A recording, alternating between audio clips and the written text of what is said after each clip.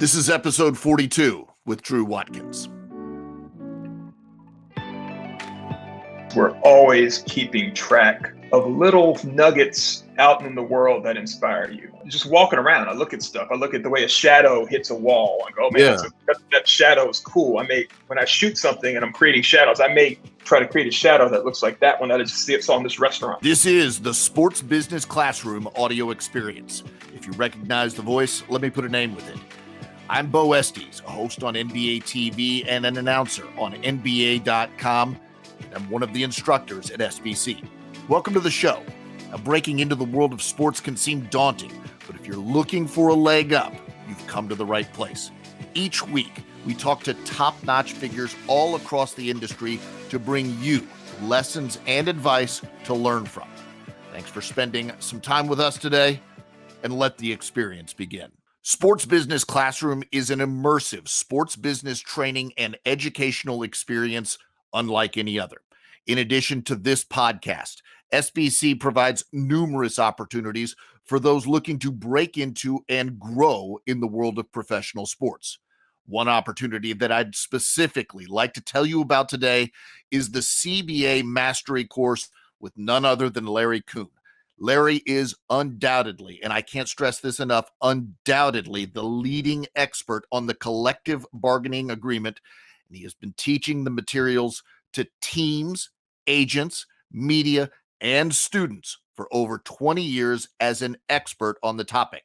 Now, for the first time ever, he has an online course containing all of his material available for purchase to the general public. So, if you're looking to work in an NBA front office one day, this information is imperative to know. And by completing this course, you can not only learn the material, but you can become an expert in it as well.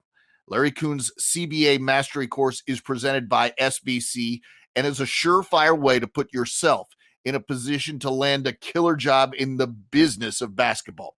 Registration is now open, so visit sportsbusinessclassroom.com today to take a step toward the career of your dreams. The Sports Business Classroom audio experience is brought to you by Hall Pass Media and Hall Pass Studios. Hall Pass Media is a full-service marketing agency that specializes in brand consulting, event management, digital marketing, and creative design. Hall Pass has a wide range of clients and partners that include the NBA Summer League, the NBA Coaches Association, and the basketball tournament, just to name a few. For more information, please visit hallpassnetwork.com. Drew Watkins is our guest this week, and his list of credits read like he's really the Steven Spielberg of the NBA creative world. His official title, and get ready, is SVP and Creative Director of Turner Sports and Bleacher Report Studios. Drew has won, at last count, 20 Emmys, a total that inevitably grows by the year. Now, I first became aware of Drew about 20 years ago. Back then, I was one of the NBA on TNT's go-to feature producers. This meant I went everywhere, writing and producing stories relevant to the NBA. Back then in sports TV, many of the stories were told through features, much more than you see now. So with so many stories to tell, there were always new producers on the rise. That's where Drew came in. The first time I saw Drew's work, I noticed that it was different from all of ours. He had a camera angle I'd never seen for an interview, and it set everything apart. The whole thing looked directed, really, like Hollywood got involved. Unsurprisingly, this was all by design. Drew had an eye for such things.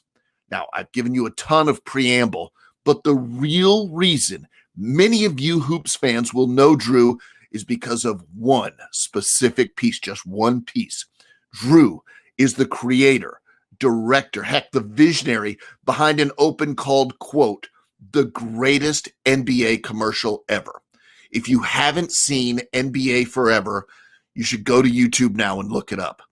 It's a piece of inspired genius that required an almost Manhattan Project level of coordinated, intense effort to complete by the start of the 2011 NBA season. We pick up our conversation with the story behind NBA Forever, a piece that means a ton to NBA fans, and happily to me, seems to mean a ton to Drew. Drew Watkins from Turner Sports, thanks so much for joining us. before we get to anything else, before we get to your career, your journey, advice for others, I want to talk about this one piece. It's NBA Forever. Yes. It was a special moment, and I'm going to tell you some stuff that you probably don't know about your piece. Okay. So, Drew, I remember being in the building and people coming up to me, and this never happened before. Have you seen what Drew's working on? Oh my God, you got to go check out what Drew's working on. What Drew's working on is going to blow your mind. I mean, I'm hearing not from one person, not from two people, not from several people coming up to me and telling me this. You got to see what Drew's working on. So everybody knows NBA Forever, as they call it online, the greatest NBA commercial ever, which is, it's an NBA Open, but yeah, sure, that seems fair. The greatest NBA commercial ever. So take us behind it. Tell us what your inspiration was, where it started, and how you got to where it was, the whole story. Oh, man.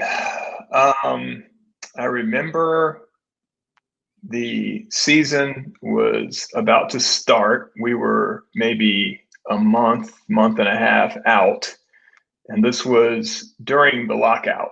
Yep. So it was, we knew something may be coming, but we had clearly blown past the traditional season start date. Sure. And we were in just kind of like, okay, scramble mode of like, when something happens, we got to be ready to roll. Yep. So this is back when I was, pretty much still kind of day in, day out producing content in the edit rooms. And I was doing a lot of NBA content and a lot of NBA Opens for TNT. I mean, that was kind of my thing for probably about 5 years. I was kind of just in edit rooms knocking out NBA Opens for TNT. Yep. So in my mind, it was like, okay, so I've got to kind of come up with something for this season opener. I don't know what it is, but it's a unique season. We got to do something, and maybe we'll, this will be one of the years where maybe we'll do something a little special. Maybe we'll shoot something, or maybe we'll have a cool effect or whatever. Yeah. So, this idea, this visual of players together just kind of hit me. I don't know what was going on or where I was, but you don't remember the moment. I remember being at home. I was at home in my room.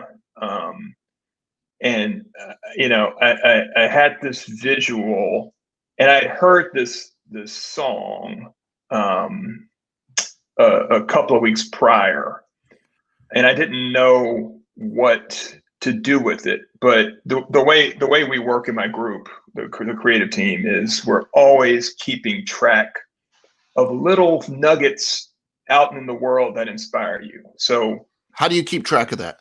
Well, it's a constant thing, right? So you're walking around and this happens to me a lot. You're walking around and you're in a bookstore or something, and you see, cover art for a book, and it has an interesting, visual, and you go, oh, that's an interesting visual. And I'll make a note to myself that something in my my professional life might require making an interesting visual, and this is just one of the 10 interesting visuals I've seen this week.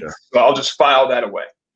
So just walking around, I look at stuff. I look at the way a shadow hits a wall. I go, oh man, that shadow is cool. When I shoot something and I'm creating shadows, I may try to create a shadow that looks like that one that I just saw in this restaurant. So constantly observing stuff and taking interesting things out of context and just filing them away. Anytime, it's like you do this, you at least notice it. Everybody notices it. You walk around and something just stops you and strikes you, and you go, oh, that's interesting. And you think about it, and then you just walk away and you go, man, I saw this cool thing. So instead of just walking away and going, oh, I think I saw this cool thing, like I literally make notes. I have in my notepad in my phone, I literally sometimes just stop and jot down what it was that I saw. Just in the notes. Just in notes. Yeah, just in my notes. Just like literally, I have tons of notes in my phone. Just like little out of context nuggets. Sure. That I can go back and scroll through and draw back, and it reminds me of the visual, and I go, oh, that was, yeah. And then I try to attach it to a bigger idea sometimes. Gotcha. So I was in this hotel for a shoot a couple of weeks prior to trying to figure out this open.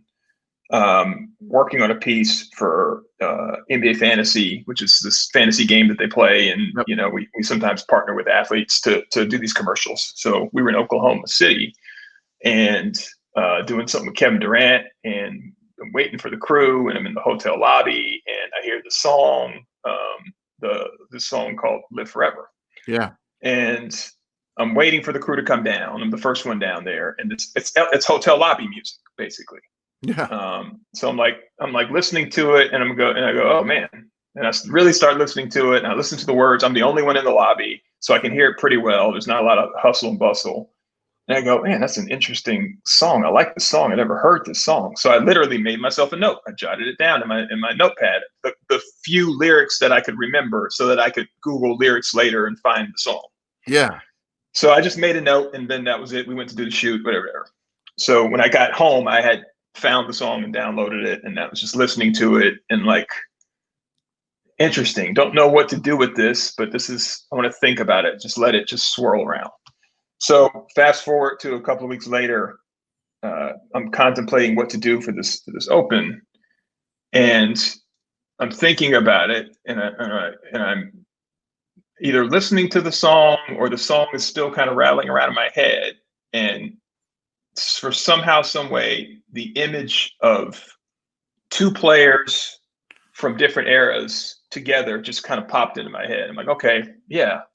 That's actually cool. Yeah, that's an interesting image. And once the two players popped in the head and I saw it, then the rest of them just start populating around me. Oh, you know, okay. like, oh, there could be more. There could be this one. There could be that one. There could be another pairing.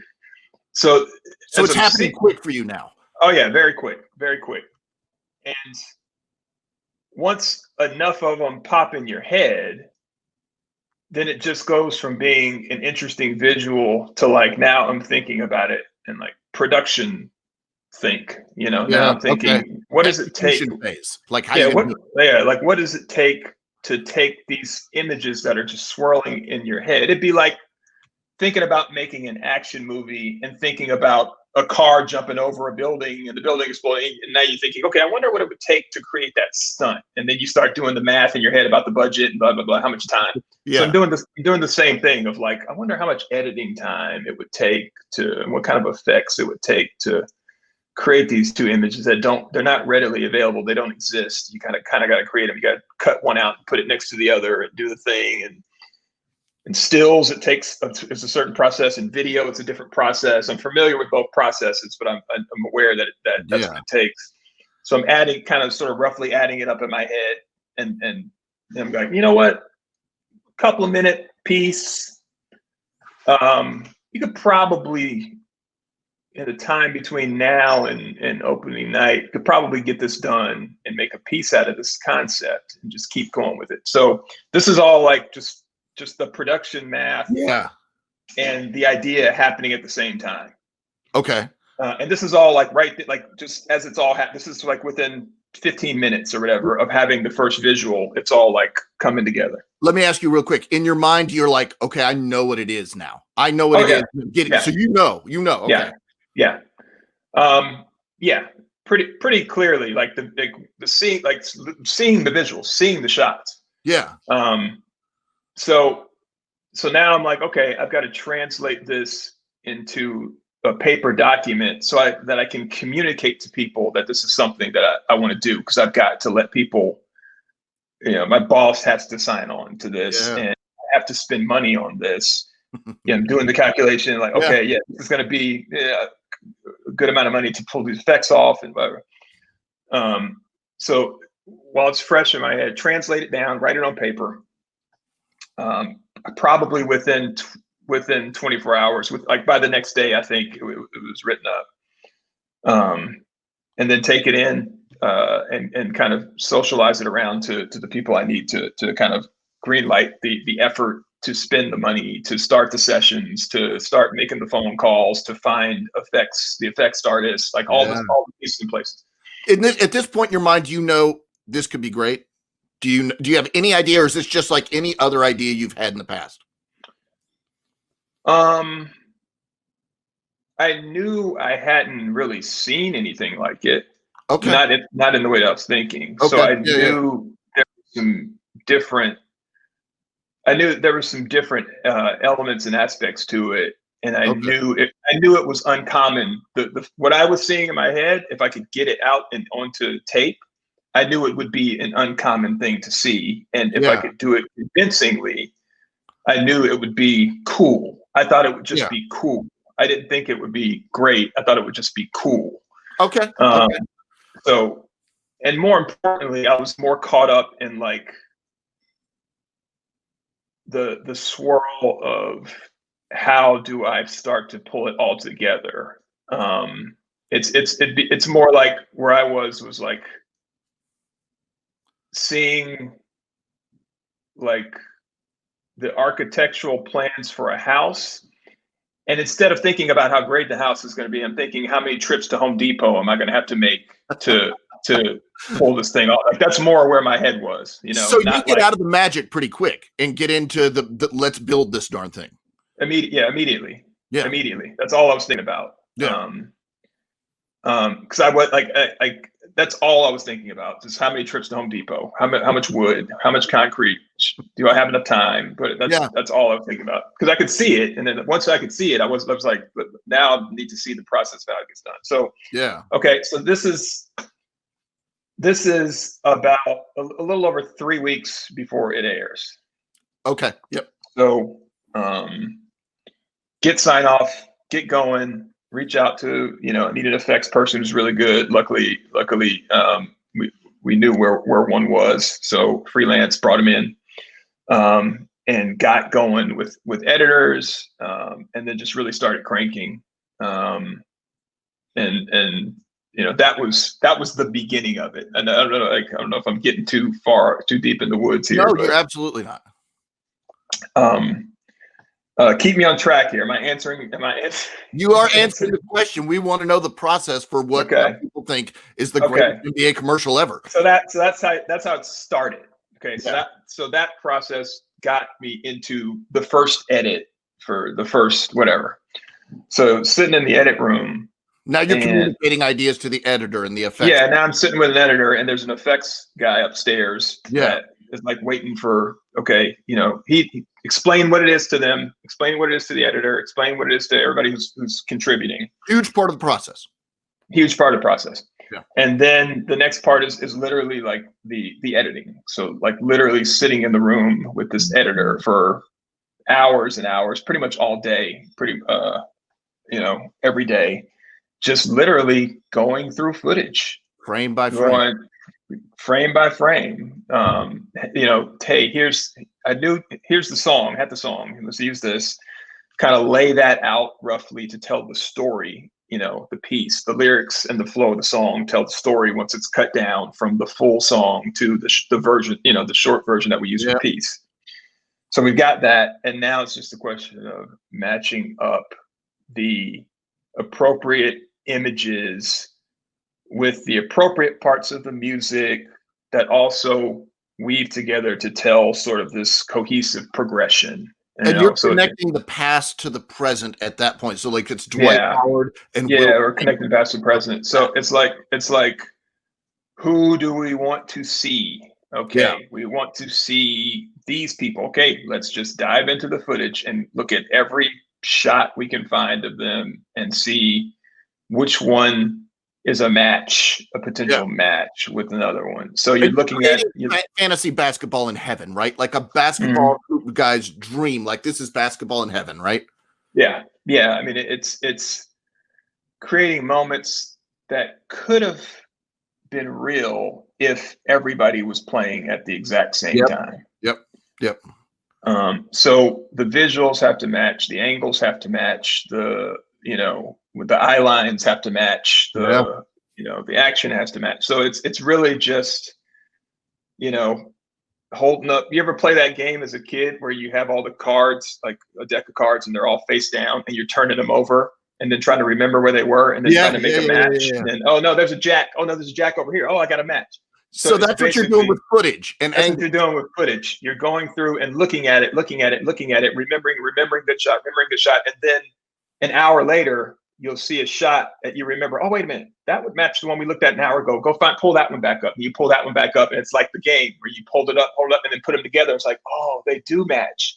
The angles are the same. Got it. You get the Larry Bird to Ray Allen or Ray Allen. Yeah. That has to work. It has to work. And for everyone that worked, for everyone that made the piece, 1,000. You try it. Yeah, you're trying it with whatever, 100 other ones that just get it in until you find the one that for whatever reason it just kind of fits. So that's what we're doing for every day, hour after hour, just literally going, okay, what's next? Who do you think you want to try to match up next? Well, let's try Kobe. Let's do something Kobe. Okay, let's do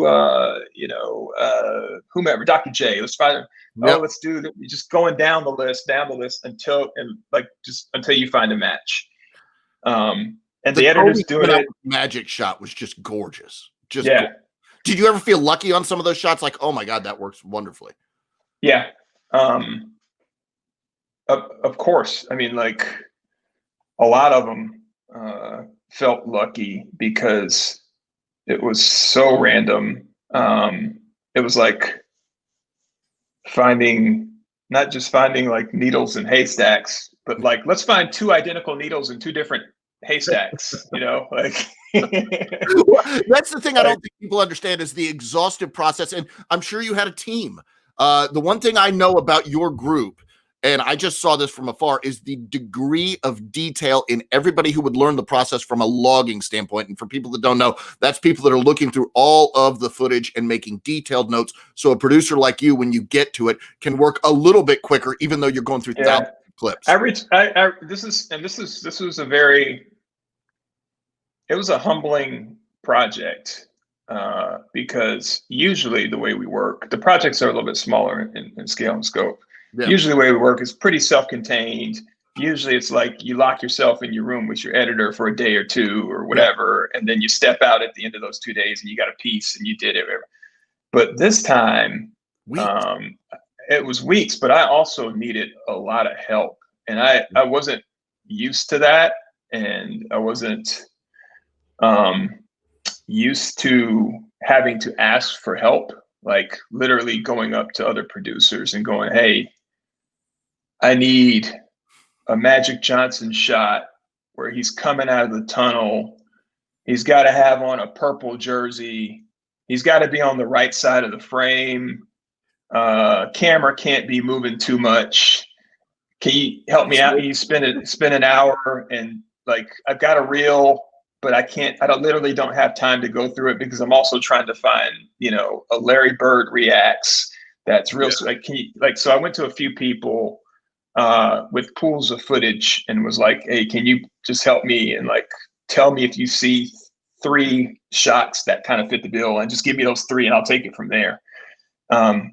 So, a lot of outreach to a few people that I knew had a good eye for video, and were able to kind of help kind of multiply the work. It was pretty crazy, and it was just 3 weeks of around the clock, and even like around the clock, like for real, because we were doing the same process. Like my editor was doing the process with the video where we literally be doing it, and I've been looking at the screen and he's doing it. And then I was doing the same process next to him with the stills, because there was as many stills as there were video. So to maximize the time while he was, driving the ship on literally pulling up the clips and going, what do you think about this one? What do you think about that? What do you think about that? I was doing the same process next to him with the stills at the same time. So it's intense. It's really intense. And then when I went home, because this was pre-work from home, so I couldn't really get into the server efficiently at home.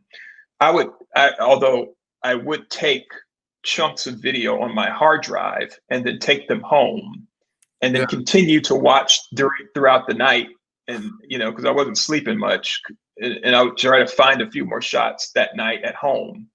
And then go through the stills on Getty Images or wherever I could find stills at home. So when I left work and I came home, I would be doing the same thing until I literally would fall asleep, like with the laptop in my lap, and like, wake up. I just had this. It's a passion project.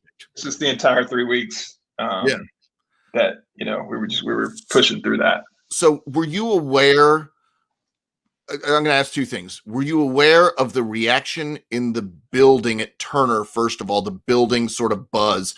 And then two, how do you feel about the reaction to it then? Like, obviously you knew, like, people were writing about it online, how amazing this thing was, and still today. So in the building, first of all, did you know? And then how do you feel about the reaction to it now?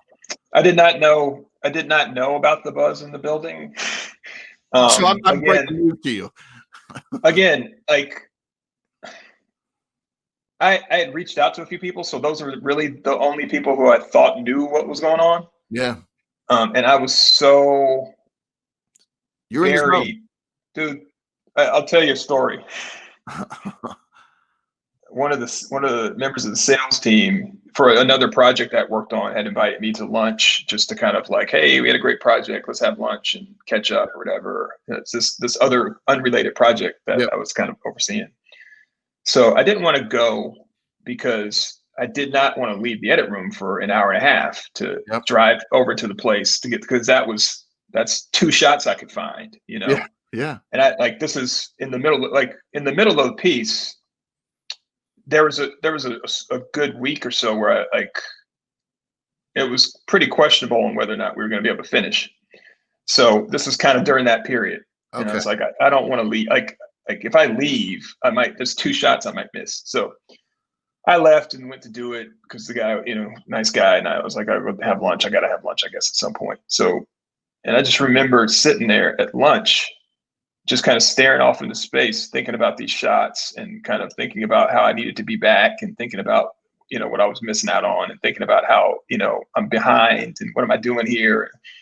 And he was like, dude, are you all right? And I was like, I was like, yeah, I just have this project, man. I need to get back. And I was like, look, I'm not I told him, I was like, look, remind me to never do anything that is so like graphic CGI intensive again. It's this project I'm working on. It's got a lot of graphics and CGI effects, and I don't know if I'm gonna make it, and I shouldn't be here. I got to go back. So we finished the lunch, and I went back, and I was really like, I don't know. It was the weight of all the shots and the time constraint was really starting to get to me. Like I wasn't really used to that. I never really had experienced that before. So it was just a lot going on. Yeah. So I was not aware. You didn't have any outside awareness, really. Well, I wasn't. It wasn't done. Like I did. Like, and an unfinished, shoddy version of that same piece would have been a disaster. So it wasn't until like the last couple of days, really, when the final few shots and the shots that had kept going back up, and we kept tweaking, and once we worked out the bugs on like the tricky shots, because like I've said this, like you can have 100 great shots or great effects in a piece. If you have 2 bad ones, that's the only 2 anybody's going to see. That's the only 2 anybody's going to talk about. Yeah. So once we got those worked out, the ones that were kind of keeping me up at night, there's like, oh, we'll substitute this one out if we can find one better. Once we found the better one and substituted out, the crappy ones and got the issues out of the way, that was the first time I could actually see that something was happening and that maybe this was going to work out and it was going to be okay. But up until that point, the weight of it all was keeping me from even realizing what was happening. It feels like you had the sense you create this thing that's now considered the greatest NBA commercial ever, but during the process, you felt like you were the captain of the Titanic, like you were trying to prevent a sinking ship. It was one of the, like, my mind state. It was one of the worst 3-week periods. Oh my God. In terms of working on a project, but I have since come to understand, because that was probably the first one that really had that effect on my, like my mental. Yeah. Since then, I have gotten the understanding that when I am in that space and when a project is doing that to me, that I'm probably working on something that's going to be, really good, because Oh, okay. I've had a couple of other ones since then that were similar in the sense of that similar pressure and that similar, like, pushing me into that zone, and having that same realization halfway through them that this thing could fall apart, and it's going to be a tremendous waste of resources, and Yeah. people know I'm working on this, and it may not work out. Like, I've come to sense understand that if once I do get in that zone, then that does mean I'm probably working on something that could be pretty cool. So now I actually You embrace it. embrace it, even though it still sucks, and it still sucks to go through. But when Yeah. I do find myself going, damn, did I bite off more than I could chew? Damn, is this going to work? Damn, Yeah. should I have committed all this? Should I have spent that money? Then I'm like, oh, you know what? I might be onto something here. Like, it's come back around now. So I look for that now. So last thing I want to ask you about it, the reaction to it and it being lauded as this wonderful piece of art that goes and stands with so many other great NBA things. How does that feel for you to have created that? It's wild now to know the backstory that it started in an Oklahoma City lobby or whatever it was. How does it feel for you to be the creator of something like that? Honestly, it feels good, man. It was a very fulfilling piece. It was like, from the sense of, like, one of the reasons or motivations why people do what we do, which is, work in media and work in sports TV, and it's seen by people, and you kind of want to know, like, oh, do people like it? Did the show get ratings? Did do people comment? Like, from that standpoint, like, having a piece that people who aren't even real sports fans, like, are familiar with and have seen it and go, oh, you did that thing with the thing, and, like, having created one of those types of pieces does, in a weird sense, check off a lot of, like, boxes that, like, I didn't even realize I needed or wanted checked off. I understand that totally. So that it was cool to have that experience. For me personally, the more satisfying result of all of it was that I consider myself to be a very big basketball fan and a true fan of the game. Yep. And in a way, I felt like I made a little bit of a contribution to the game, in the form of helping to put it in a light with that piece and with what that piece represented for other people, not even me, but for other people who've seen it. I felt like I was able to make a little bit of a contribution to the game itself in some small way through however TV people can do that. So that's the part that was the most satisfying to me, is like when other people tell me, hey man, that piece, and they tell me why they liked it, or they tell me, like, that's happened a lot, where people have just said, hey, I remember when I saw it, it meant this to me. It took me back to this. It took me back to that. Like, that's the part that really, really sticks with me. For me, it was because the moment, and we both know there was a labor dispute. There was a lot of tough feelings. Fans were sort of hurt and everybody was hurt. It was a cleansing. It was like, oh yeah, this is why we love this sport. This is the absolute dreams that make us love this sport. Moving ahead now, we're coming out of a pandemic, or we're still in a pandemic, frankly. We're hoping to come out of the darn thing, but we're looking ahead from a business standpoint and starting a new season. And I know your role is different now, but so, you can't tell us what the Open's going to be this year, I know, but how do you approach this year? Because I know it's not the same as NBA Forever, but it's not a normal season too. So how do you approach an Open for this year? Yeah, I mean, honestly, and that's the one, reality that I've had to deal with is, I take on responsibilities, beyond kind of my traditional Turner Sports responsibilities now, kind of overseeing some of the Bleacher Report stuff, Yeah, and yeah. I have to kind of take a step back and be a little more removed from some of the day-to-day creative processes. So like a lot of that stuff has been turned over to some of the other members of the team. So I try to encourage them and try to give them some of the same creative encouragement and freedom that I benefited from. Yep. So that team, Deaton, Craig Murray, Tyler Lassiter, guys pretty well. Yep. They're all in there trying to come up with great ideas to make great content. And it's even more complicated these days because there's more shows we're doing. Yeah. We're servicing so many people, so many shows, new stuff. We're planning for this. It's a late start of the season, but we're already planning for stuff like MLK and Black History Month. So that team is actually working on some stuff for the start of the season. The way this season came about and the kind of dynamics behind how we were able to cover the league and get to players and talk to them, which is pretty restricted. Yep. Kind of does hamper it a little bit.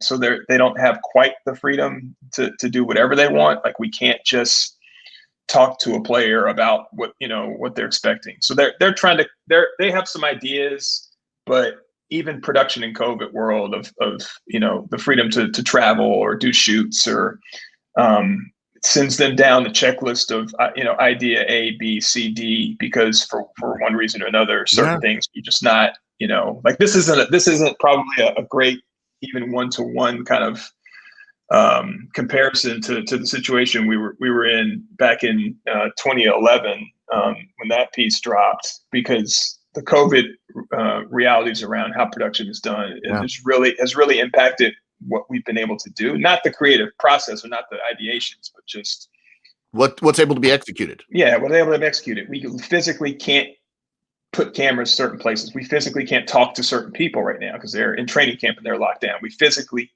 we have to get shoots, approved, and it goes through a process for safety, health and safety, which everybody takes very seriously. So they're, that team is doing the best they can to try to come on the air with energy and with, compelling narratives and stories. But it's a little bit of a special case this year, I think.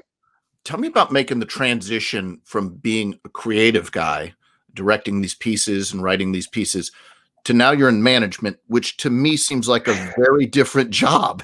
I mean, I know how to talk about basketball. That's my job. That managing that is a different thing. How do you make that transition, and what did you learn along the way? How was that process for you? Well, luckily, I mean, I've had the opportunity to learn that side of things, the management side of things, over time. Starting from the Turner Sports CSSU group and managing a few people to a lot of people to multiple teams. It kind of was a process.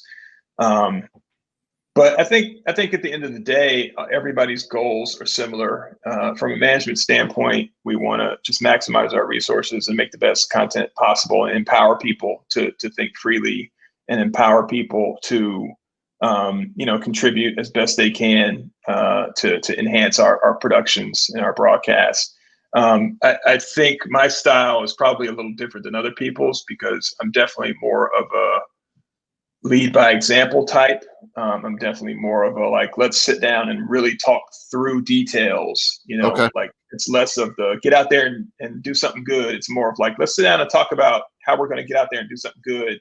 And hopefully in those exchanges, some information, some useful information, a little bit of knowledge, perhaps that I might be able to confer onto someone.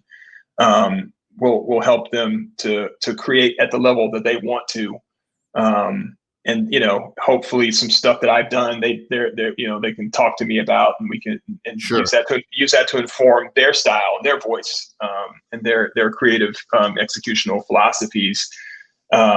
So I've tried to do that, man. I've just tried to play on my strengths. Like I can't be, I don't even know what that means sometimes to like be a standard like manager, executive. Like I just try to be nice to people. I try to give everybody, a fair shake and opportunities, and I try to like, be pretty honest with discussions of work and evaluations of work. I have a pretty high bar for that kind of stuff, but I think that at the end of the day does help people too, of holding them to a high standard and expecting a lot out of them, because I'm very familiar with what can be done in production environments and creative production and post-production. So, I think I've been able to really kind of, hold people to that high standard and expect them to reach for the higher levels of what's possible in our industry. And I guess one lesson to learn is that you've described yourself as very observational. So I imagine you observed as you're coming up things that you thought, well, that is helpful from a manager. Yeah. And maybe I don't like that as much. So you're picking and choosing things you like, and that sort of works into who you are. Is that fair? Yeah, that's fair. I mean, I will say, and you know this probably better than most. The industry has changed a lot. Oh yeah. And I'm talking about like, think about what production was. Just the talk, the dialogue around it, the interpersonal relationships, how people were how things were discussed in a truck. Yeah. Back in the day, like how people were motivated or how people were held accountable back in the day to like how it's done now. I know what you're getting at. Yes. So I come from a little more of that, like where it's more commonplace for you to get yelled at, or where it's more commonplace for, like somebody makes a mistake and they get blasted in front of the whole crew, and like, like that a little bit of that antiquated old school kind of. It felt like being a player on a high school team. Yeah, a little more of that. Yeah, it was definitely more of the kind of the Bear Bryant-ish kind of vibe than like Bobby Knight stuff, the new Bobby Knight-ish vibe than like the newer school, like I remember that well. Yeah, so that's I try to learn from that in the sense of not trying to use what I learned as the motivation tactics. It was a little more motivated by fear of, getting called out, or fear of, being pointed out as the one who's not carrying the weight. That was a little more commonplace, I think. And that was what a lot of people in the industry came up being exposed to. But I think these days it's a little bit different feel. I think you can motivate people different ways. And I think you can motivate people by showing them the possibilities, by showing them what they're able to do when they do put in the time and the effort, versus making examples out of them, things like that. So I'm trying to use what I've learned to push me to something that's a little bit better and a little more positive, a little more productive. Take a step forward, right? Yeah, take a step forward. How do you manage your time now? Because when we talk about your job now, there's a lot that you have to do. Are there tools? Are there apps? Is there something you do that helps you manage your time? Because, hey, I'm over at Bleacher Report now. Hey, I'm at Turner Sports. What's going on at NBATV? What's my team doing? Like, there's a lot you've got going on, Drew. How do you manage your time? Probably a little bit differently than most people. I'm actually not a big tool, like app, calendar, interesting person. I don't know. It's weird. I don't know. I just try to kind of I feel like I live people I need to talk to. I just try to talk to the people I need to talk to, and I like to try to like get right at what I need to get at in the moment, versus, let's set up 8 meetings and pick at it over the course of a month. Like I try to just, okay, I got to do this. Let me sit down and do it. I got to do that. Let me sit down and do it. I got to write something. Let me sit down and write it. I got to talk to this person. Let me just call them up and talk to. I just try to just do the stuff versus. So the pitch comes, you swing at the pitch. basically. Yeah. I What's mean, next? because when you asked me the question, I was like, damn, I don't have any time management tools that I use. Maybe I'm doing something wrong. Well, no, for me, it's the same thing, though, because, okay, Bo, you've got highlights tonight. The Milwaukee game is next. Then you've got to do the Detroit game. And I'm not sitting there thinking I've got 18 minutes to finish this and then, 12 minutes to do. This is done. What's now? And then it gets all of my focus in the time that it has my focus. And then I move on to something. I think that's how I do it. But I don't know, like, when you get to a level like yours, if there's something more or if it stays the same. No, I think it kind of stays the same. I work pretty hard to kind of not let all of the different things, stack up in my head so much to where it starts to kind of like paralyze you, that you have so much stuff that you need to do and so much stuff that you have to think about. Like, I try not to think like that. I just kind of, and it's not quite just only doing what's in front of you and not like planning it out or whatever. Like, I'm aware of what's going on. I'm aware of what I need to be doing. I'm aware of what the big picture is, but I don't know how I developed it, but I'm just pretty good at not letting it kind of not letting the fact that there's so much stuff going on be a thing that's going on, So I want to talk about partnerships now, and something that I think I've seen you do that's interesting to me is, you've worked with actors and rappers and different music artists, and like the other thing I used to see a lot of is like we would take clips from a movie and incorporate it into a basketball game, and they would clip back and forth. Tell me how those partnerships are created, the value they provide, and how you try to make them work. Yeah, that is one cool thing we've been able to do, is partner with a lot of interesting people to bring them into our world, or for us to step into their world a little bit. I think really it's just, the team looks around at what's happening in the world. Like we literally just kind of open up the window and look out and see what's going on.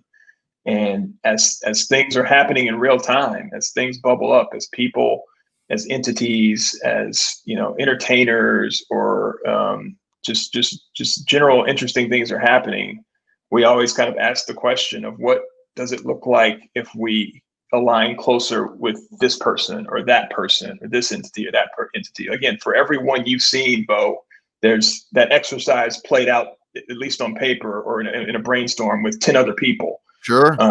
So there's 10 other versions of that piece of creative that didn't get executed because, for one reason or the other, when you start actually going after people, scheduling doesn't work for these three, or this, these two people actually, aren't really big fans. They seem like they might be, but they're not. Or these two have something going on and they're filming so then you end up with, the one or two that actually do become real options to partner with. And it's like, okay, we're going to do something. We're going to broadcast these games. We can just do it and not partner with people, or we can enhance our coverage, be a little closer to that intersection of, sports and culture, branch out a little bit, bring in some new voices, and partner up with some people. So let's try to partner with people, find the people we want to partner up with. Is it a value added question, sort of like what value? A little bit. I mean, sometimes people are, like a music artist sometimes has new music that they just, they want to get out to the masses, and that partnership works for them because we use that music, and now it's being used in this larger kind of this forum and for a different audience, perhaps. Like that might be a reason why it works for them. Or we've had instances where sometimes they were just fans of the game and they wanted to be involved and they like the show.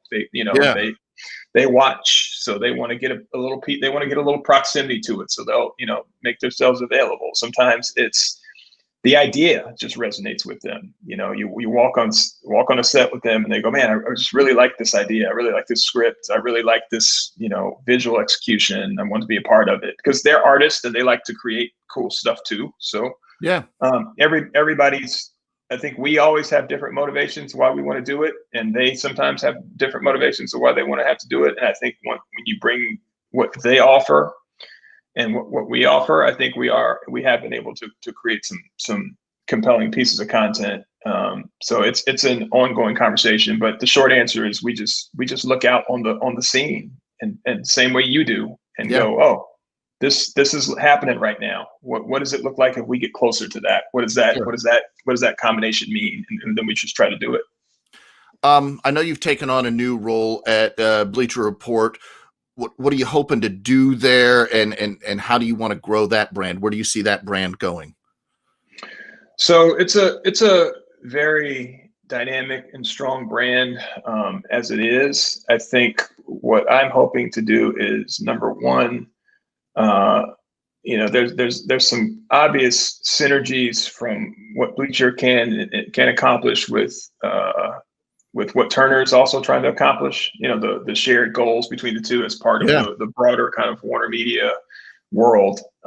So there's certain synergies there that I think having, someone like myself and other people, Tara August or Eric Jackson or some of the other people who have been part of that kind of back and forth are able to utilize the resources of one or the other to enhance one or the other. Yep. And make the whole thing stronger, especially when we partner up. So we're trying to do that. And then Bleacher itself, obviously they have, their own identity that they're trying to, continue to push as this leader in the digital space for sports and the up and coming generation of sports fans. And honestly, like that world is something that I'm learning about. I've been on that job since August, and I've learned a ton about who they are and what they do and how I can, that's important too, right? Yeah, that process. Yeah. And like how I can use my skill sets and background and knowledge to help them, achieve their goals and bring just a different lens to some of the stuff they're trying to accomplish. Whether it's, just strengthening the brand, strengthening the app, creating more, experiences for the fans, live interactive experiences for the fans, which I know is a big priority for them. And that's something that I'm very interested in focusing my current Bleacher team on being able to help them execute as well. And the other thing is, when you think about internally what the people at Bleacher, I think there's a lot of talented people there that, are in position to take advantage of some of those professional opportunities to contribute, to tell stories, to, develop as professionals, to get opportunities to lead groups, create content. So that's another thing that I'm pretty focused on is when I look internally, not just what we do and what we mean to the fans, but there's, dozens and dozens and scores and hundreds even of people who are just the next group of media, digital content creation professionals who, need opportunities and need guidance and are going to be here, longer than either of us and pushing this thing to the next level. You're right. The one thing I tell people, having worked at Turner Sports since like the mid 90s, is the world I live in there. I read a quote from you: diversity of people leads to diversity of thought. And when harnessed properly, diversity of thought is extremely powerful. Mm-hmm. The world I've inhabited at Turner Sports really makes that so true. And I can't, I feel like when I'm there, I wish I could bring the whole world in there and say, look at how well this works. Look at how it makes us stronger. Look at how it enhances us. How do you harness diversity of thought and make everyone stronger through it? How do you do that in a leadership position? It's pretty simple, actually. Okay. The key, and this again, that's something else, especially from being around Turner and specifically being around stuff like our studio shows and Inside the NBA. Like, so here's what happens on those shows. Here's why they're so great, because everybody has an opportunity to be a voice. Everybody has an opportunity to contribute an idea. It's not like the opportunities to contribute ideas are not like segmented out or tiered out. And once you work your way up, then we'll invite you into the room where the ideas get pitched. Like, everybody can pitch an idea. And that's something I really saw, like when I first started at Turner early on. in 2000, I was, studio PA for Inside for, 4 years pretty much. And like, I saw it, like the PA throws something out. Next thing you know, a couple hours later, it's on the show. They're doing it on the show. Yeah. The set guy, throws out an idea. Next thing you know, a couple hours later, when they go live, they're doing it on the show. It's not a bureaucratic tiered process where you need clearance and you can't speak or only talk if speak if spoken to, or if you talk, those meetings where you're told to ask any question you want, but if you ask a question, then like, yeah, like, am I gonna get booted out of here? So I got to see that in practice for real on a real show, not a startup show, not right? It's drilled into you, and you see that it works, and it works daily. And not only that, but like when it doesn't work, everybody's like, all right, let's move on to the next one. Nobody gets you didn't get fired. Out. Yeah, you didn't get fired. So seeing that environment, seeing that, and then seeing that translated into what we did when the creative group that I oversee was created, same kind of thing. Everybody get in a room. What are your best ideas? Let's hear the best ideas from the top people first. Sure. Everybody get in the room. All right, who's got something? That's how just about every brainstorm that we have and that I'm a part of starts. It's literally everybody. It's not even just the people in the creative group. It's like we'll invite people outside the group all the time, and it always just starts. All right, who's got something? Who's got something? Like that's a good phrase. Best opening question in a brainstorm. It's like, who's got something? And then people step up. Like that's basically in a nutshell to answer your question. Just open it up to everybody and see who's got something. And put it on, like, it's on us, the leadership group, to filter it all out and collect everything and then socialize it and play it all out and see what works and what doesn't, what makes sense. Like, you can't put that on the group to do that ahead of time. You free the group up just to think and say stuff, and let them think and say stuff.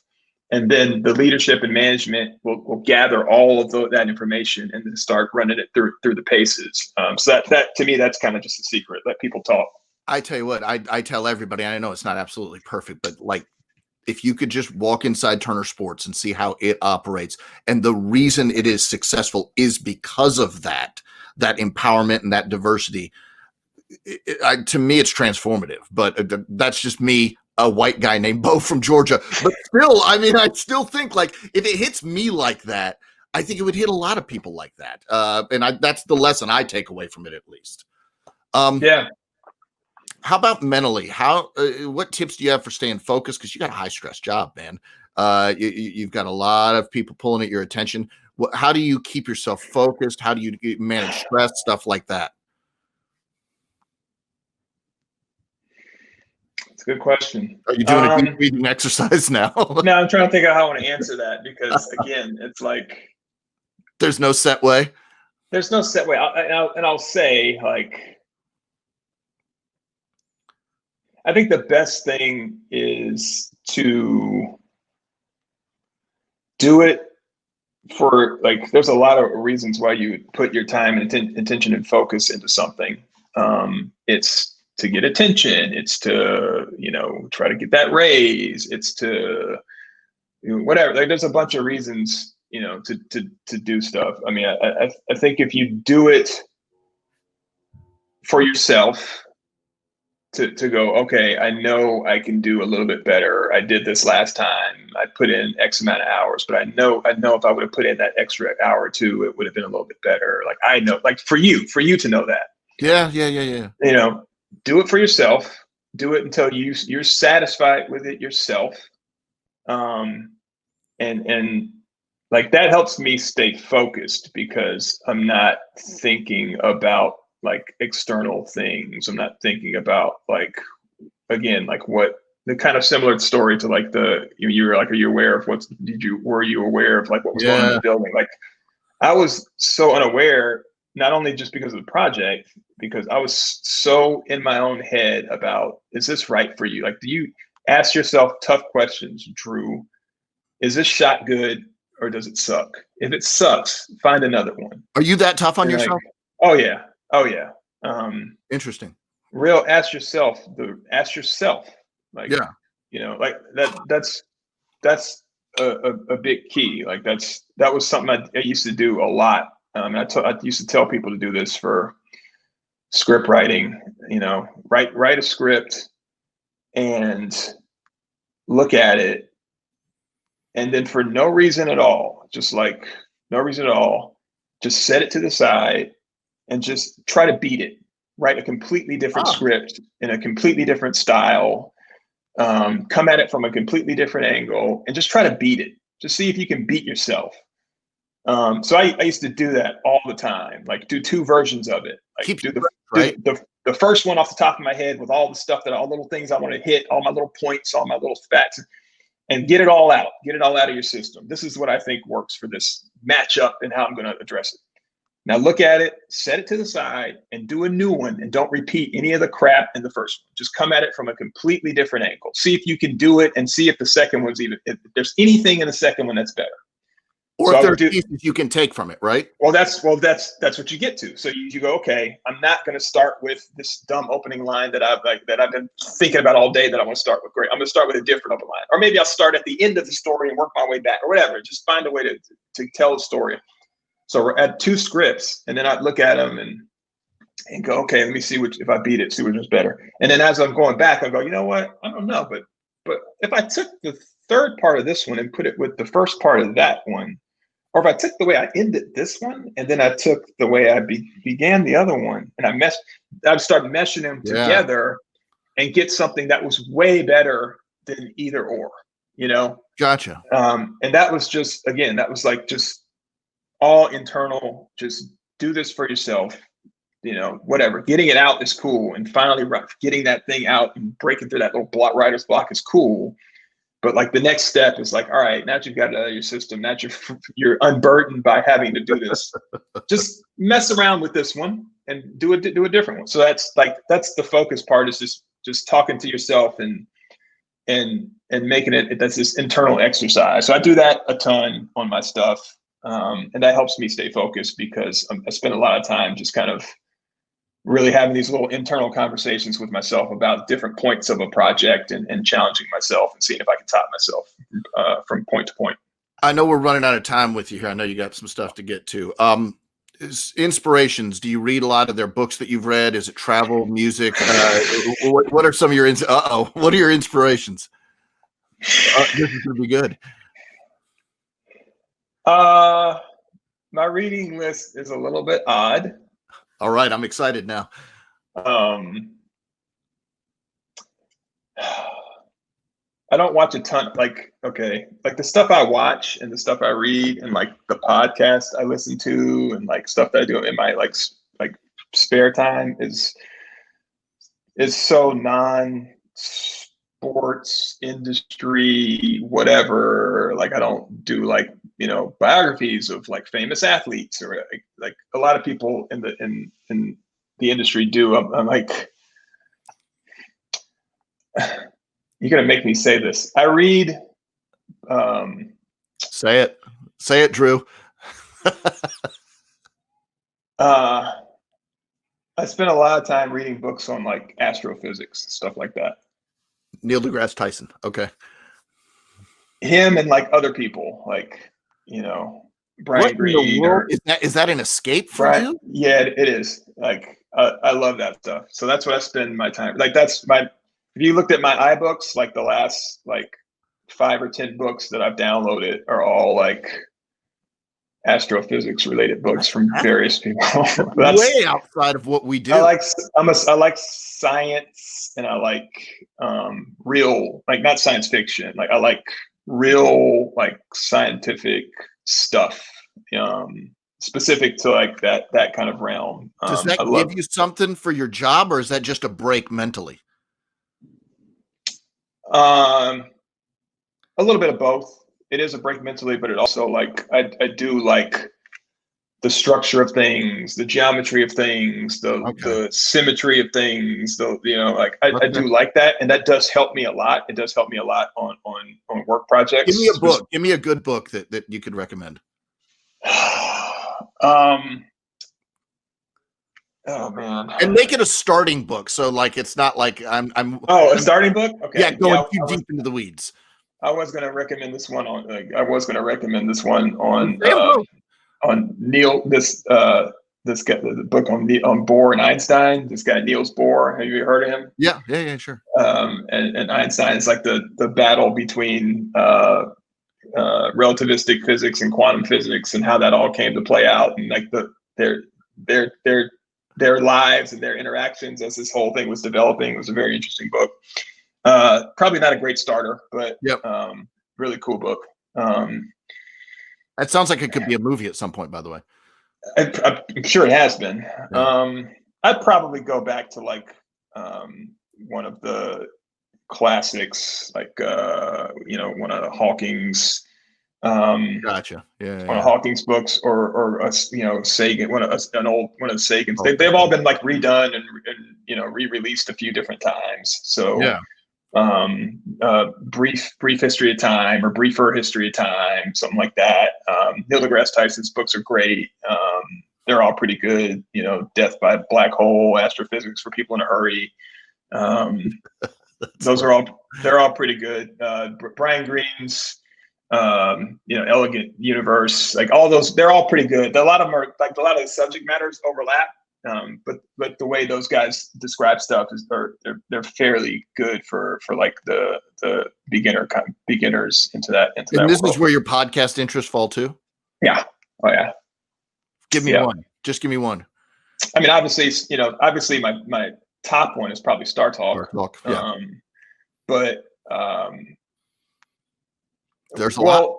Well, the thing is, it's less about the specific ones. It's more where these people generally end up being guests on other people's shows. If that makes sense. Yeah. So there's like this group.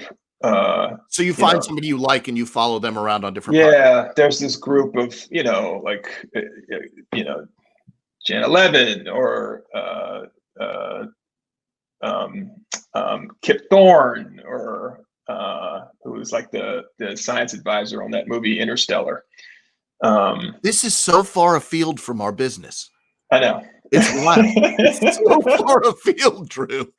You're going to leave us to go run the Hayden Planetarium or something. No, I mean, look, dude, I'm telling you, I'm so into it. That's what I do in my spare time. You asked me, so I'm telling you. No, that's good, because you have to have a break. I'm sure you have to, like, I need to get away from this headspace, right? Yeah, that's it. That's it. That makes sense. So, continuing semi-rapid fire, career aspirations from here. You've achieved a ton. Are there more things that you want to achieve? Or is it specific, or is it not specific? It's the same thing it's been from day one. I just want to make cool shit. That's it. Yep. I feel like I've heard that from you. I was just telling somebody that the other day. They were like, "Oh man, same question." They asked me the same question, and I was like, "I don't know." Like I am really appreciative of a lot of the situations that I've been in. I feel very fortunate for a lot of the opportunities I've been given, and I've been very, very fortunate for the creative freedom, like to do the work that I've been able to do. But I've never really gone at it from like the position of, this is what I wanted my title, or this is what I think, or my career program. Like, I just wanted to make cool stuff. And same thing, I just want to be in positions to make influence, make cool stuff. That's it. That's all I want to do. Yep. That's what gets you up in the morning. That's what gets me up in the morning. That's what gets me up in the morning. And like everything that goes along with it, like the corporate world, all that stuff, like you deal with all that. But as long as I'm able to continue to either make or influence the making of cool stuff, then that's I'm the most pretty important thing to you, is that creative stuff, that great. That's the most important thing for me, right? Like since day one, even before that. That's it. That's all I think about. What advice do you have for somebody who wants to be the next Drew Watkins? Answer carefully here. I would say listen to part 2 of this podcast when I go over it for an hour, all my mistakes that I made. Start by listening to that one first. Have you made a mistake that was big that you learned from? I mean, No, I mean, I'm not part of specific. creating. I mean, part of creating content and putting yourself out there means you take some chances. And like, yeah, everything you've done that hasn't been great. Some of it sucks, and some of it sucks a lot. So, you learn from that. I've learned from a lot from everything I've done. It's taught me something. But I mean, I don't know. To answer your question, man, I mean, there's just no substitute for old school hard work. There really isn't. I mean, I have a hard time thinking of a piece of content that I worked on that wouldn't be a little bit better if I spent another 2 hours working on it. Yeah, that's true. I just work hard, and the one thing I will say that people can do is, like, if you're creating content, this again, especially as being like on air, do a little bit or a lot of research. That's it. Like, have great ideas, but bring a little bit, like, educate yourself on what you're doing and bring something to light that's more than just your walking around knowledge. Do a little bit of research, enhance your creative. Bring something that people aren't super familiar with. See it from a little bit different angle. Research will help that. I'll add to that. There is a calm that comes over me the more researched I am for a show or a segment or whatever. I feel better and more confident and can focus more if I don't feel like there's holes in my knowledge. Yeah, it's the most underrated part of creative content creation is research, by far. By far. It's part of what every project I go into starts with a good deep round of research, so I can just feel like I'm bringing something a little bit new to the table. That's the one thing people don't see. You don't get to see that. You don't see how it got there. You don't see how, you found that little nugget or whatever. But research is one of the foundations and an underrated aspect of creative production. Last thing I'll ask you, you're in a position of leadership now, and so you've got to be looking out ahead. Where do you see the industry in 10 years from now? What are you seeing? I see technologies being created and utilized that we don't even have right now. That's a constant. So I think it's not that you can anticipate them or do anything about them right now. I just think the flexibility and knowing that that's coming, and knowing as emerging technologies start to make themselves available, known, seen, just kind of don't be dismissive. I think we know now that there is such a thing as like evolution in digital media. So in 10 years, I think we'll be doing things maybe a little bit differently. I think the technology will be a little bit different. The platforms may be a little different. The one thing that will remain will be storytelling. That's people kind of confuse that sometimes. Like, we tell stories differently. I don't know. I mean, like, classic books and art and music are classic for a reason. Storytelling and artistry kind of transcends the platform and the format sometimes. Drew, I've taken up too much of your time, but thank you so much for sharing it with us. We value your expertise, and you and I don't get to talk like this like we used to when we were in 2002. Especially now that we're not, we don't even get to pass each other in the hallway. Every now and then, like, it's just such a different world right now. Well, I look forward to getting back in those halls and seeing you again and interrupting your edits or whatever you're doing. Okay. Yeah, absolutely, man. I appreciate it. This has been a nice little trip down memory lane. Now go back and get into a high stress meeting. Okay. Yeah. I'll find a new physics book to read or something. Thanks, buddy. I'll talk to you soon. Okay. Yeah. All right, man. See you, bud. Drew has climbed his way up the ladder at Turner Sports from PA to his current title by dint of hard work, talent, and a willingness to take chances, and there's a lot to learn in that. A colleague and a friend of ours, Deaton Bell, calls him the equivalent of a 5-tool player. Basically, there's just no weakness in Drew's game. His career ambition going forward that he talked to us about in the show gives you a window into why he's so successful. He defines success in his own way and thus is responsible chiefly to his own eye and his own ethic. Thanks again to Drew Watkins for sharing an hour with us.